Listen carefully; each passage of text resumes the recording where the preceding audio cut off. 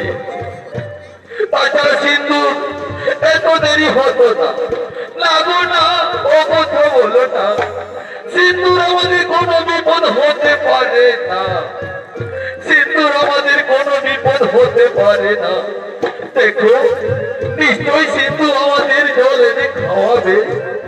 নিশ্চয়ই আমাদের জল এনে খাওয়াবে। হ্যাঁ গো, ওই তো সিন্ধুর ভাই আওয়াজ শোনা যাচ্ছে। হ্যাঁ, সিন্ধু আসছে, আমাদের জন্য জল নিয়ে আসছে। আমরা জল খেয়ে প্রাণ ফিরে পাবো। ওই বাবা সিন্ধু, ওই বাবা সিন্ধু, ওই বাবা সিন্ধু, ওই দে দে দে দে দে দে দে বাবা দে, জল দে, জল দে, দে দে। না,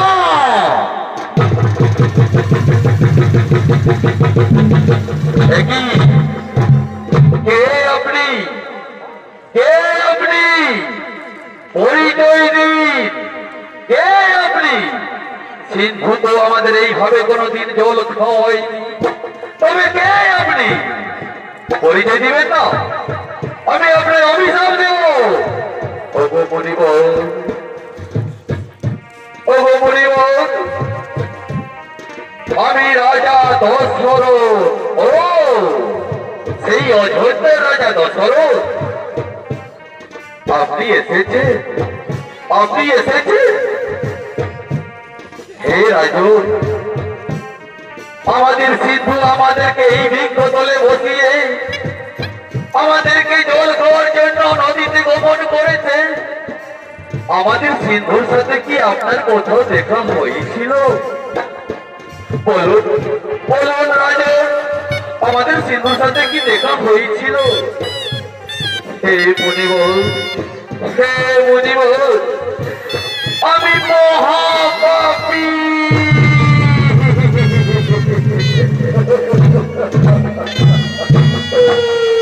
কেন? আপনি কি পাপ করেছেন? আপনি কি পাপ করেছেন যে আপনি মহাপাপী? হে মুনিবর, হে মুনিবর, আমি ওই নদীতে শিকার করতে গিয়েছিলাম। আমি জন্তু জানোয়ার ভেবে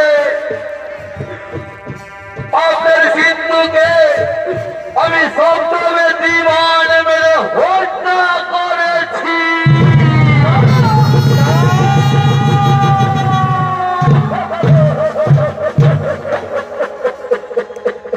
কি করলেন, কি করলেন রাজন? আমাদের একমাত্র শেষ সম্বল সিন্ধুকে হরিদিতা করলেন না।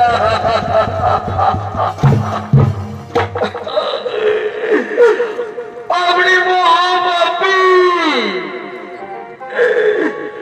মহাপাপী। আমরা তো এইভাবে জল না পেয়ে শুকিয়ে শুকিয়ে আমাদের প্রাণে বিসর্জন।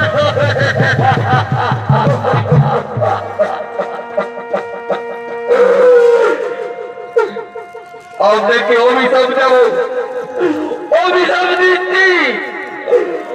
আমরা যেভাবে আজ পুত্র তোকে হাহাকার করে কাঁদছি, আপনাকেও এইভাবে হাহাকার করে কাঁদতে হবে পুত্র তোকে।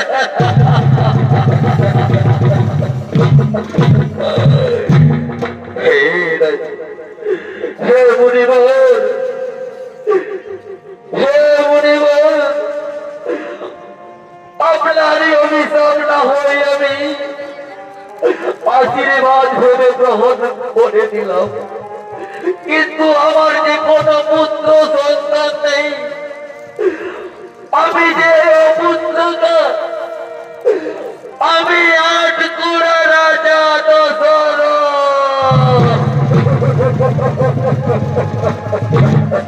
না, তা হতে পারে না, তা হতে পারে না। অন্তমুনির অভিশাপ কোনোদিন ব্যর্থ হয় না। অভিশাপ তোমাকে পেতেই হবে, অভিশাপ পেতেই হবে, হবে। চার চারটি সন্তান হবে, চার চারটি সন্তান হবে। আমাদের মতো আমাদের মতো পুত্র শোকে সেই সন্তানের কাছ থেকে হাহাকার করে কাঁদতে হবে।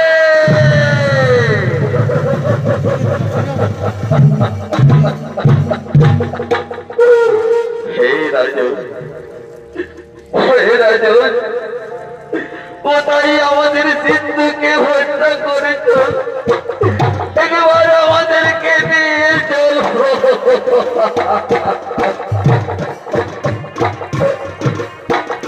একবার আমরা সিন্ধুকে দেখতে চাই, একবার সিন্ধুর কাছে নিয়ে চলো।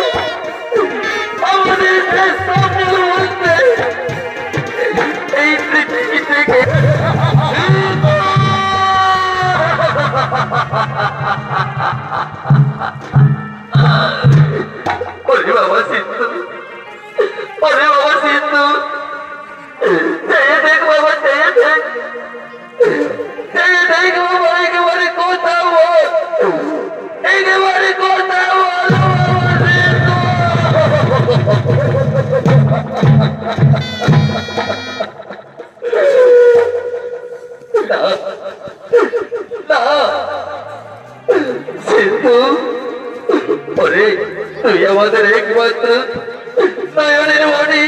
ওরে বাবা, তোকে ছাড়া যে আমরা বাঁচতে পারবো না, তোকে ছাড়া বাঁচতে পারবো না।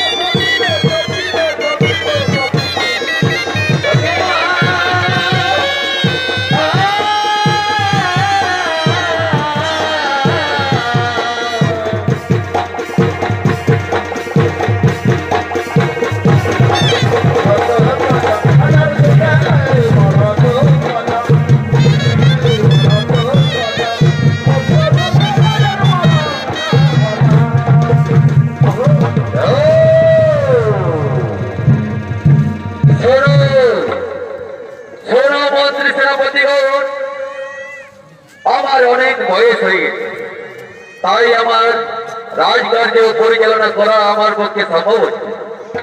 তাই মন্ত্রী সেনাপতিগণ, আমি মনে স্থির করেছি আমার রামচন্দ্র জ্যেষ্ঠ পুত্রকে আমি এই রাজ্যের সিংহাসনে বসিয়ে তাকে রাজা করতে চাই। সব দিলাছি এই পাইপ ঢুকাইয়া ওটি গই ঢাকনা খুলে লীলা রে পাইপ ঢুকাইয়া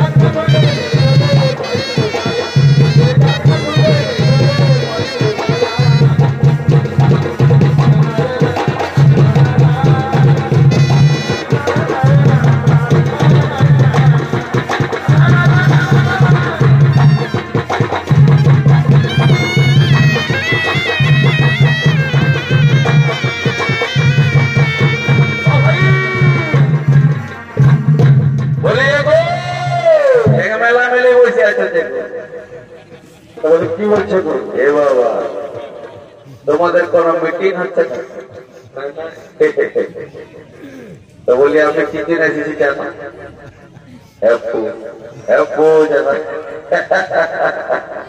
তোমরা মনে করছো যে আগামীকালকে মাঘী পূজা, তার জন্য হয়তো আমি ঢোল দিতে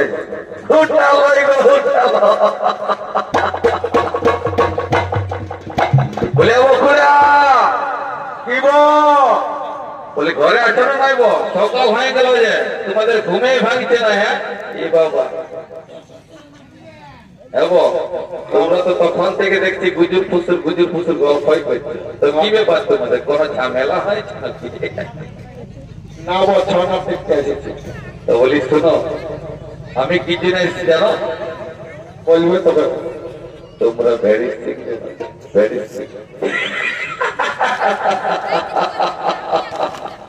আমি তো দিয়ে দিলি আছে একটা ভুল রে বাবা, আমার তো তাহলে আমিও সব ভুলে গেলি।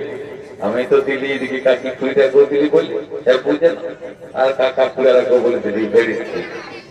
শোনো, একদম ভালো খবর আছে, একদম স্পেশাল বটে খবরটা, সবাই কানে খুঁজে নাও। আগামী কালকে এই অযোধ্যার রাজা হবে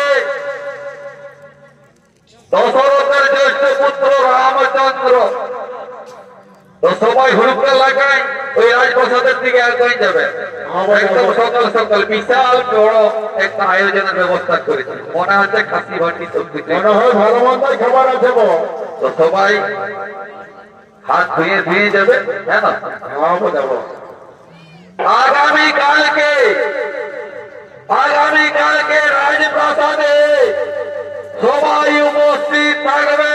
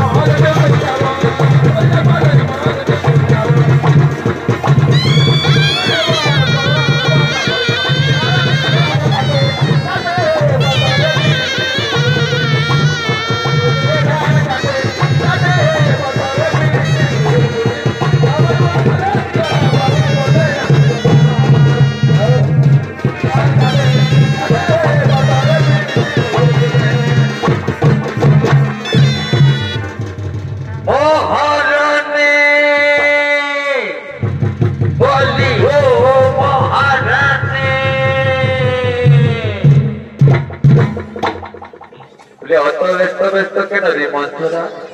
কি হয়েছে? কি হয়েছে রে মন্থরা? এত অস্ত ব্যস্ত? মহারানী একটা ভালো সুখবর আছে মহারানী, একটা ভালো সুখবর আছে। তো কি সেই সুখবর মন্থরা? বল, তাছাড়া তুই তো আমার সর্বক্ষণের দাসী। বল বল মন্থরা, কি সুখবর? মহারানী মহারানী আগামীকালকে এই অযোধ্যা রাজা হবে রামচন্দ্র। এই তো খুব ভালো খবর রে মন্থরা। তাছাড়া রাম আমায় সবসময় মা মা বলে ডাকে, আমার তো কোনো আপত্তি নেই। রামচন্দ্র এই অযোধ্যার রাজা হবে, আমার কোনো আপত্তি নেই। বাহ বাহ বাহ বাহ, এত আনন্দ কিসের মহারানী? এত আনন্দ কিসের? রামচন্দ্র রাজা হবে, তোমার অত আনন্দ কিসের? কেন কেন রে মন্থরা? আনন্দ হবে না? রামচন্দ্র অযোধ্যার রাজা হবে আর আমায় মা মা বলে ডাকবে, আমার তো কোনো আপত্তি নেই রে মন্থরা। বাহ বাহ বাহ বাহ বাহ। রামচন্দ্র যদি অযোধ্যার রাজা হয় আর তোমার ছেলে ভরত হবে তার ত্যাগ, আরে কৌশল্যা, আরে কৌশল্যার হবে তুমি দাসী। বাহ, কি আনন্দ, কি আনন্দ মহারানী। তোমার ছেলে ভরত কোনদিন সিংহাসনে বসার সুযোগ পাবে না মহারানী। আমার কথা শোনো, আমার কথা শোনো। রাজা যখন যুদ্ধে ক্ষত বিক্ষত হয়ে এসেছিল তখন তোমাকে দুখানা বর দিতে চেয়েছিল মহারানী। তখন তুমি সেই দুখানা বর নাওনি, এই সুযোগে দুইখানা বর চেয়ে না। তারপর মন্থরা, তারপর মন্থরা কি করবো আমি সেই দুখানা বর? বাহ বাহ, শোনো এর উপায় আছে। কি উপায় আছে মন্থরা? বলো মন্থরা, কি উপায় আছে? আমায় খুলে বলো মন্থরা, আমায় খুলে বলো। আছে মহারানী আছে, একবারে করো তোমার ছেলে ভরতকে এই অযোধ্যার রাজা, আরে দ্বিতীয় বরে করো রামচন্দ্রের 14 বছর বনবাস। কিন্তু মহারানী মনে রেখো, ওই বড় তো সহজে দিতে চাইবে না, না ছাড়ে বন্ধা হয়ে বর চেয়ে দিবে, তাছাড়া বর দিতে চাইবে না। বেশ বেশ, তাই হবে, তাই হবে রে মন্থরা। মহারানী মহারানী, তুমি তোমার গায়ের অলঙ্কার খুলে এই মাটির মধ্যে শুয়ে থাকো। মহারাজ আসতে না আসতেই তুমি মাটির মধ্যে শুয়ে থাকো। ওই তো ওই তো ওই তো মহারাজ আসছে। মহারানী না, মহারানী আমি আসি আসি আসি, মহারানী আমি আসি। মহারানী মহারানী মহারানী মহারানী, একই মহারানী, আজ এই আনন্দের দিনে তুমি, আজ আনন্দের দিনে তোমার মলিন বদল কেন মহারানী? কি হয়েছে? তোমার কি কোনো অসুখ হয়েছে? বলো বলো মহারানী, তোমার কি কোনো অসুখ হয়েছে? না না, আমার কোনো অসুখ করেনি। আমি বেঁচে থাকতে চাই না মহারাজ, আমি বেঁচে থাকতে চাই না, আমি মরতে না।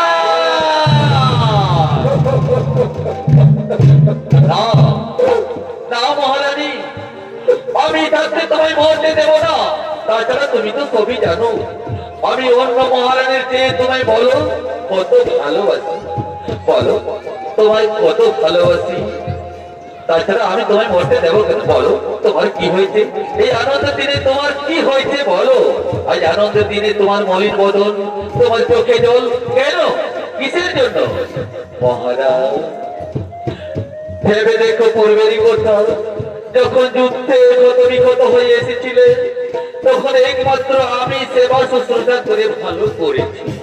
তখন তুমি আমাকে দুইখানা বর দিতে চেয়েছিলে, কিন্তু মহারাজ আমার সেই দুইখানা বর আজকে আমার প্রয়োজন।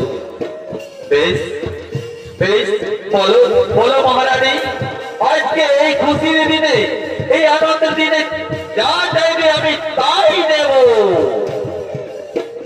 মহারাজ তাই দেবে তো?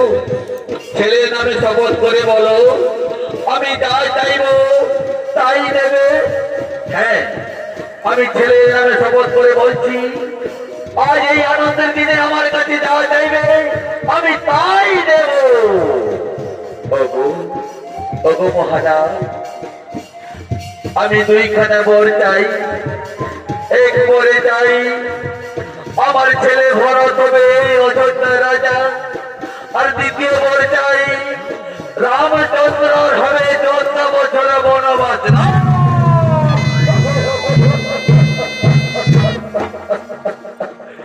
মহারানী মহারানী, তুমি তো সবই জানো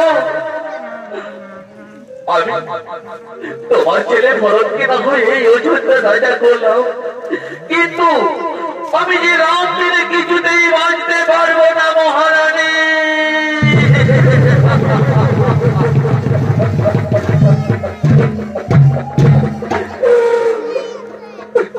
রামকে আমার বনে দিও না, রামকে আমার বনে দিও না। তুমি এছাড়া অন্য কোন বর চেয়ে নাও, আমি তাতে রাজি আছি, কিন্তু রামকে আমার বনে দিও না। না, আমি আর অন্য কোন বর চাই না। যদি বর দিতে না পারো তাহলে আমি আত্মহত্যা করব।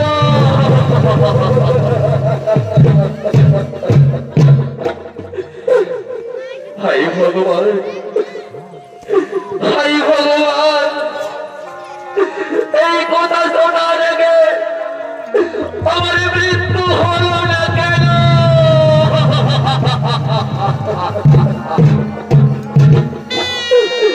হে বজ্র, হে বজ্র, আমার মস্তকে অবস্থান করো, আমার এই সুন্দর দেহকারীকে চূর্ণ বিচূর্ণ করে দাও।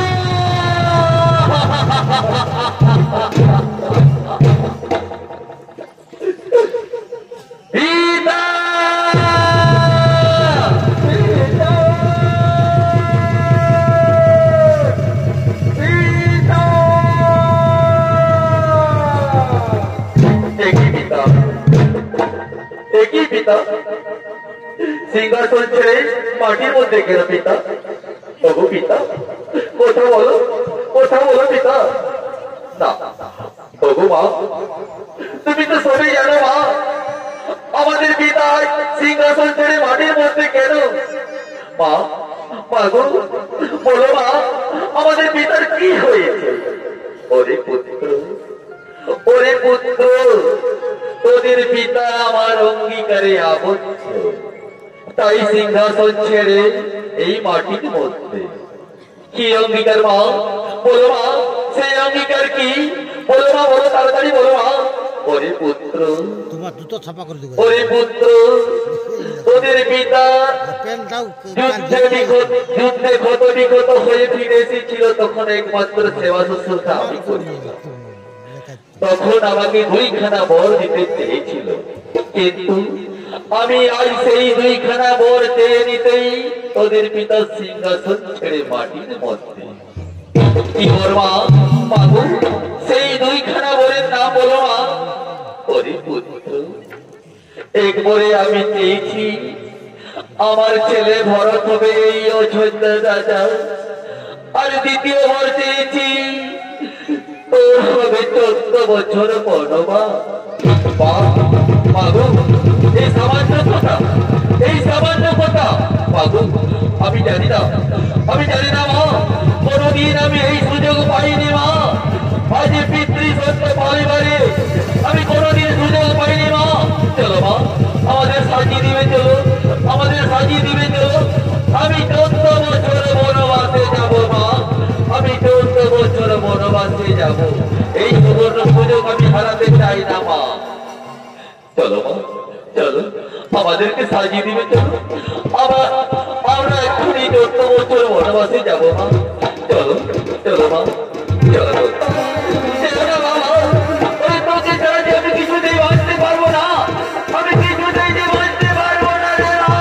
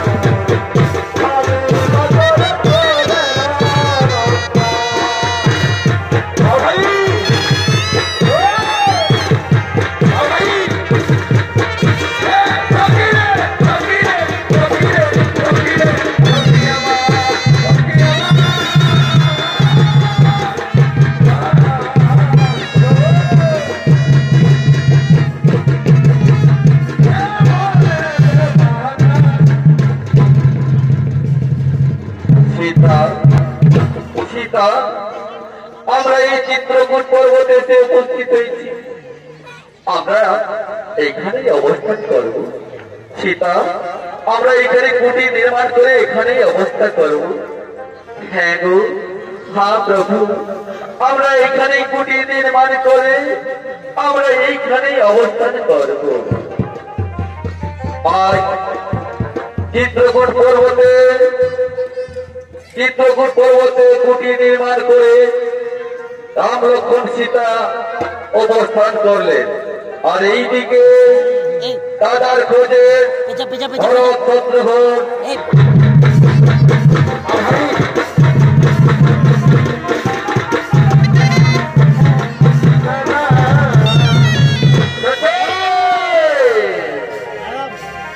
এই তরুণ নৃত্যশিল্পী ভরত ও শত্রুঘ্ন, ভরতের ভূমিকায় আপনাদের এই মহান মঞ্চে রোল করছেন প্রভুনাথ সিং এবং শত্রুঘ্নের ভূমিকায় নৃত্য পরিবেশন করে দেখাচ্ছেন মঙ্গল চন্দ্র সিং সর্দার।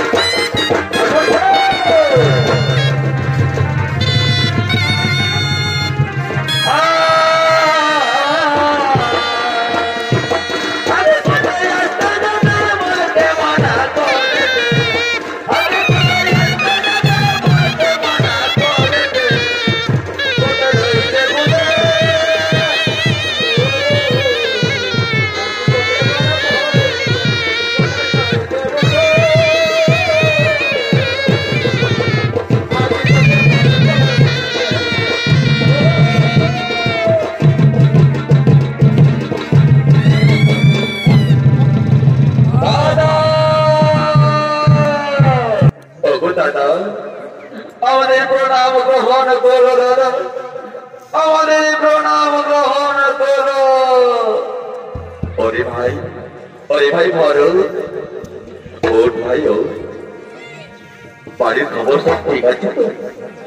বাড়ির খবর সব ঠিক আছে তো ভাই ভরত? দাদা কি আর বলিব দুঃখের কথা দাদা, যেদিন থেকে তোমরা নন্দীগ্রাম থেকে বিদায় নিয়েছ সেই দিন থেকে নন্দীগ্রামে মহাশ্মশানে পরিণত হয়েছে। ওরে ভাই, আমাদের পিতা মাতা সব ঠিক আছে তো? দাদা কি বলবো দাদা, দুঃখের সহিত যেদিন তোমরা ওই নন্দীগ্রাম থেকে বিদায় নিয়েছ সেই দিন থেকে হাই রাম করতে করতে আমাদের পিতা আমাদেরকে ছেড়ে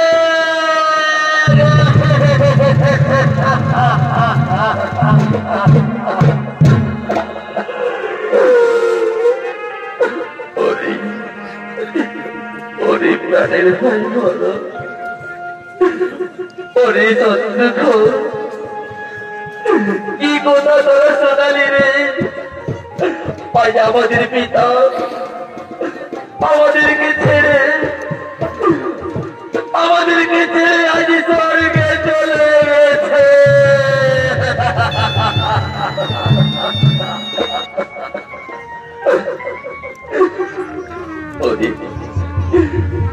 ওরে ভাই বলো, তোরা বাড়ি ফিরে যা, তোরা সুষ্ঠুভাবে রাজকার্য পরিচালনা কর। না দাদা, আমরা বাড়ি ফিরে যাব না, আর যদি যেতেই হয় তাহলে তোমাকেও যেতে হবে। না রে, না ভাই, আমরা যে বাড়ি ফিরতে পারবো না, আমরা যে পিতৃশস্য পালনের জন্য 14 বছর বনবাসে এসেছি, আমরা যদি বাড়ি ফিরে যাই তাহলে আমাদের ওই সূর্য বংশ নামে কলঙ্ক হবে রে ভাই, কলঙ্ক হবে। তাই বলছি আমি 14 বছর যেদিন আমার পূর্ণ হবে সেই দিন আমি অবশ্যই বাড়ি ফিরে যাব ভাই, অবশ্যই বাড়ি ফিরে যাব। দাদা মনে রেখো দাদা, একটি দুই করে আমি ভক্তি করে যেদিন 14 বছর পূর্ণ হবে সেই দিন যদি আমি দাদা তোমাকে আমার ওই নন্দীগ্রামে দেখতে না পাই তাহলে তোমার এই প্রাণের ভাই ভরতকে আর জীবিত দেখতে পাবে না।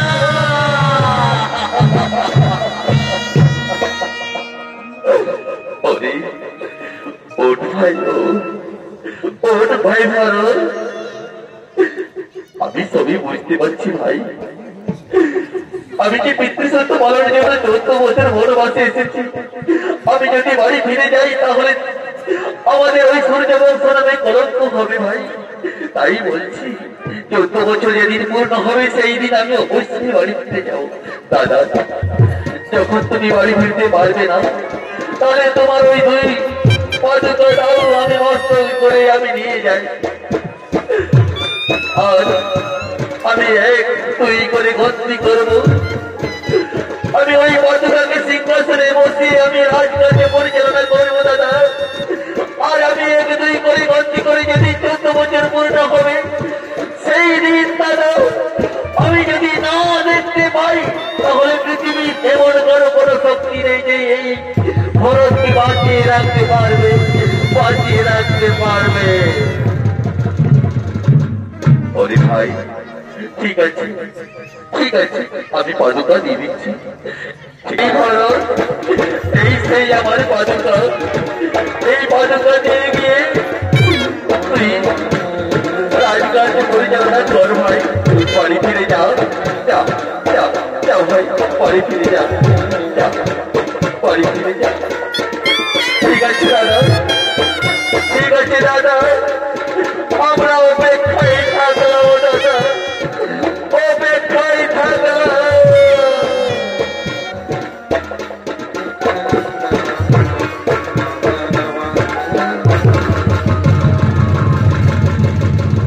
ওরে ওরে প্রাণের ভাই লক্ষ্য,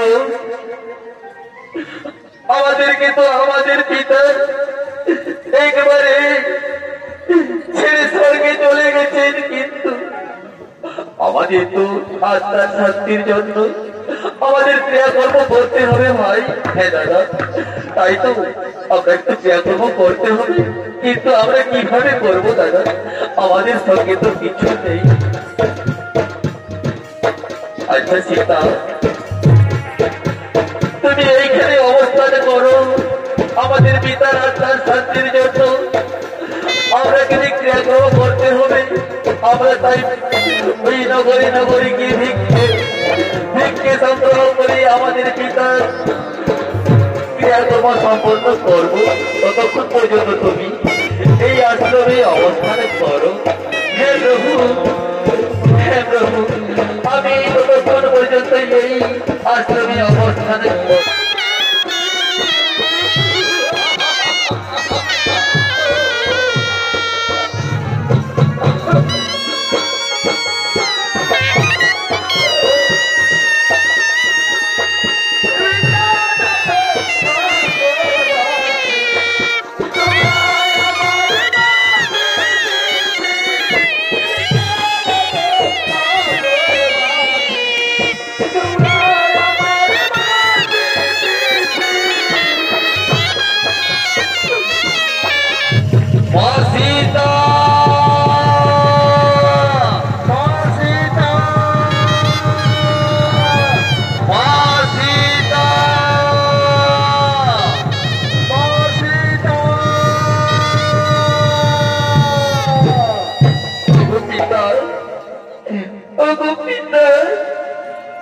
আমার এই সমস্ত প্রণাম গ্রহণ করো পিতা।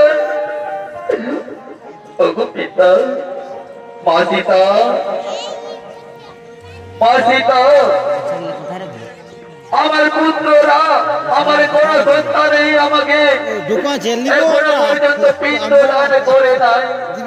তাই মা সীতা, আমি যে খুব কষ্ট পাচ্ছি মা, আমি যে খুব কষ্ট পাচ্ছি।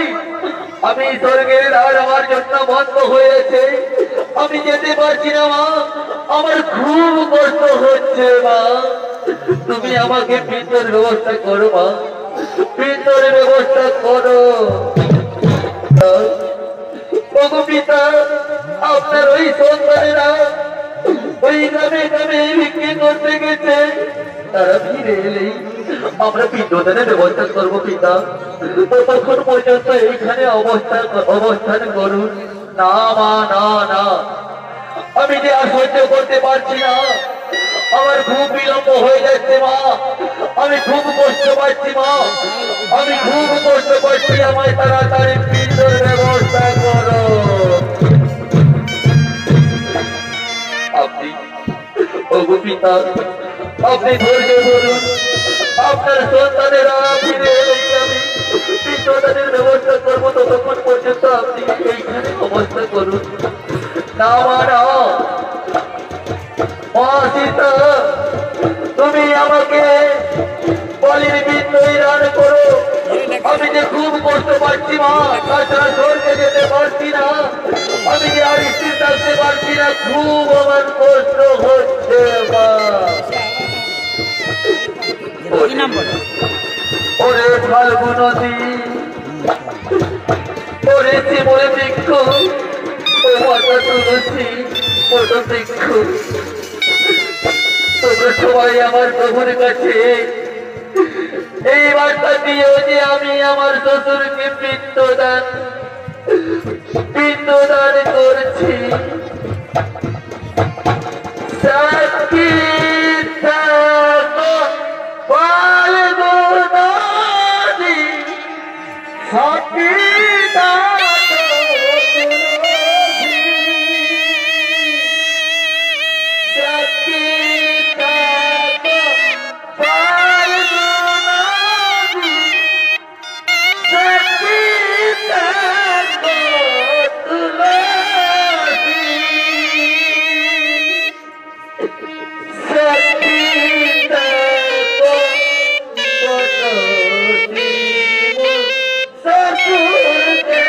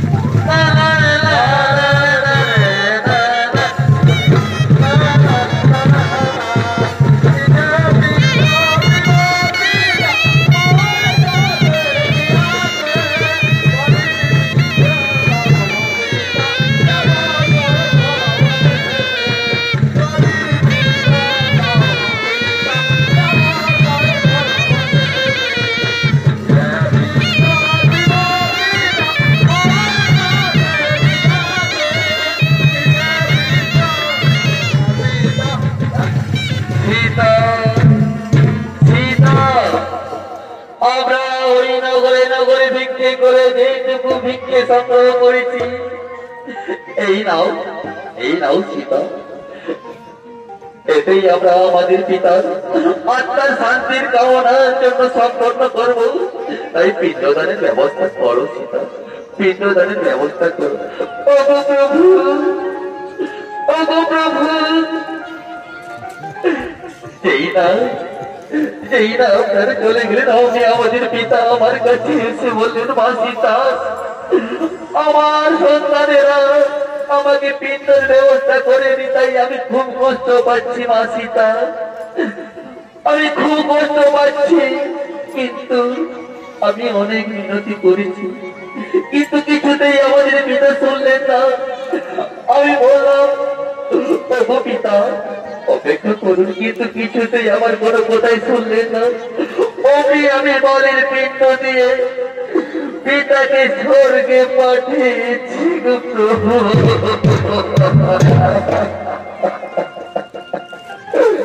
আচ্ছা সীতা, তুমি যে আমার পিতাকে বলির পিণ্ড দান করেছো, তার কেউ কি তোমার সাক্ষী আছে? আছে প্রভু, আছে। ওই ফাল্গু নদী আমার সাক্ষী আছে। ওই ফাল্গু নদী, আমার প্রভুকে বলে দাও, আমি আমার শ্বশুরকে বালির পিণ্ড দিয়েছি। আমার প্রভুর কাছে আমার মান রক্ষা করুন। না, আমি এখানে রাজা দশরথকে আসতে দেখি নাই, আরে বালির পিণ্ড দিতেও দেখি নাই। ওরে ফাল্গু নদী, তুই আজ আমার প্রভুর কাছে মিথ্যেবাদী সাজালি। আমি তোমায় অভিশাপ দিচ্ছি, তোর দেহ কোনদিন জল বইবে না, করে থাকবি, এই আমার অভিশাপ। আচ্ছা সীতা, আর কি তোমার সাক্ষী আছে? আছে প্রভু, আছে প্রভু। ওই শিমল বৃক্ষ আমার সাক্ষী আছে। শিমল বৃক্ষ, তুমি আমার প্রভুকে বলে দাও, আমি আমার পিতাকে আমি পিণ্ডদান করেছি, এই কথা বলে আমার প্রভুর কাছে আমার মান রক্ষা করো। না, আমি এখানে কাউকে আসতে দেখি নাই, আর পিণ্ড দিতেও দেখি নাই। ওই শিমল বৃক্ষ, আজ তুই আমার প্রভুর কাছে মিথ্যেবাদী সাজালি। আমি তোকে অভিশাপ দিচ্ছি, তোর ভুলে কোনোদিন গন্ধ ছুটবে না, আর ভুলে কোনোদিন কোনো পূজায় ব্যবহার হবে না, এই আমার অভিশাপ। আচ্ছা সীতা, আর কে তোমার সাক্ষী আছে? প্রভু, ওই মাতা তুলসী আমার সাক্ষী আছে। ওই মাতা আমার তুলসী সাক্ষী আছে। ও গো তুলসী মাতা, আমার প্রভুর কাছে বলে দাও, আমি আমার শ্বশুর মশাইকে বালির পিণ্ড দান করেছি, এই কথা বলে আমার শ্বশুর আমার মানে রক্ষা করো। না, আমি এখানে কাউকে আসতে দেখি নাই, আর বালির পিণ্ড দিতেও দেখি নাই। ওগো তুলসী মাতা, আজ প্রভুর কাছে আমাকে মিথ্যেবাদী সাজালে। আমি তোমায় অভিশাপ দিচ্ছি, তোমার পাতায় কুকুরে পেছাব করবে, এই হলো আমার অভিশাপ। আচ্ছা সীতা, আর কে তোমার সাক্ষী আছে? আছে প্রভু, ওই বট বৃক্ষ আমার সাক্ষী আছে। ওগো বট বৃক্ষ, আমার প্রভুর কাছে এই বার্তা জানিয়ে দাও, আমি আমার শ্বশুর মশাইকে বালির পিণ্ড দান করেছি, এই কথা তুমি আমার প্রভুর কাছে বলে আমাকে মান রক্ষা করো। হ্যাঁ হ্যাঁ প্রভু রামচন্দ্র, মা সীতা যা বলছে তা সত্য ঘটনা। আপনারা যখন নগরে নগরে ভিক্ষা করতে বেরিয়ে পড়লেন, অমনি রাজা দশরথ মা সীতার কুটিরে এসে মা সীতাকে বালির পিণ্ডের কথা বললেন। কিন্তু মা সীতা মিনতি করলেন, আপনার সন্তানেরা ফিরে এলেই আমরা পিণ্ডদানের ব্যবস্থা করবো, কিন্তু কিছুতেই মানলেন না। আমি কোনোদিন মিথ্যে কথা বলতে জানি না, আমি মিথ্যে কথা বলি না, তাই আমার এটা সত্য কথা। মা সীতা যা বলছে তা সত্য ঘটনা। আজ তুই আমারে মান রক্ষা করেছি, আমি তোকে আশীর্বাদ দিয়ে যাচ্ছি। তোর মাথা কোনোদিন ধরে শেষ হবে না, আরে তোর ছায়াই বহু জীব উপকার পাবে, আমি এই আশীর্বাদ দিয়ে যাচ্ছি। শোনো সীতা, হ্যাঁ আমরা আমাদের পিতার পিণ্ড দিতে না পেরে আমরা খুবই দুঃখিত, কিন্তু তুমি একজন নারী হয়ে আজ আমাদের পিতার পিণ্ড দান করেছ। তুমি মহাসতী, তুমি মহাসতী, যুগ যুগ ধরে খোদিত থাকবে মহাসতী সীতা।